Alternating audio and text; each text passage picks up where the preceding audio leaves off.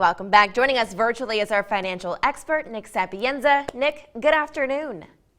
Hey, Taylor. Good to see you. Good to have you. So today we're tackling equity-based compensation. Pros, cons, what is it? Yeah, it's a great question. This is one of my favorite topics right now. So the way I think about it is equity-based compensation is essentially a big picture way to pay employees.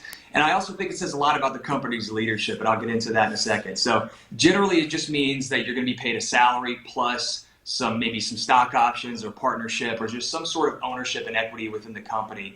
And there's pros and cons to both and for both parties. So for businesses, the pros would be that, it allows it to conserve cash for other expenses, growth opportunities, and maybe reduce ongoing payroll obligations that it would have had otherwise.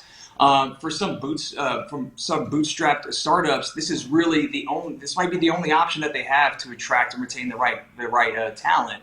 So it's really skin in the game, shared risk on both sides, and it can kind of create this win-win scenario for the employee and the business. What else is pretty cool about it is that it'll tie the employees to the success of the business and really make them more incentivized to work harder for the company, for example. So employees, I guess owners always want their employees to act like they have ownership, to act like owners, and this is just making it real. This is making them owners. So it can have this flywheel effect where, maybe the value of the company could increase because the employees are so dedicated to the company and they work harder for it, take more pride in their work. Then they have, extra cash to where they can hire more talent, take advantage of more growth opportunities, and then it's kind of like success begets success. Yeah. So maybe that enables employees to reap a greater return in the future. And I really can't think of a better way, to attract and retain the right type of people and the right talent.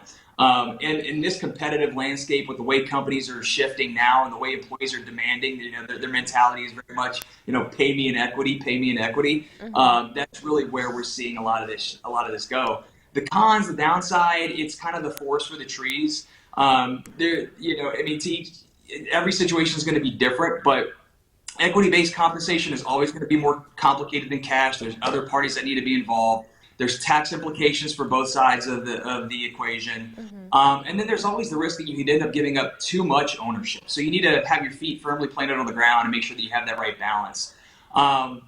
When it comes to the employee side, there's luck involved with joining the right firm. You're at the mercy of the company, the field, the leadership, yeah, and then the timing. So it could be like a tech versus energy scenario, which that looked like over the last decade, where you obviously much rather be involved in the tech space.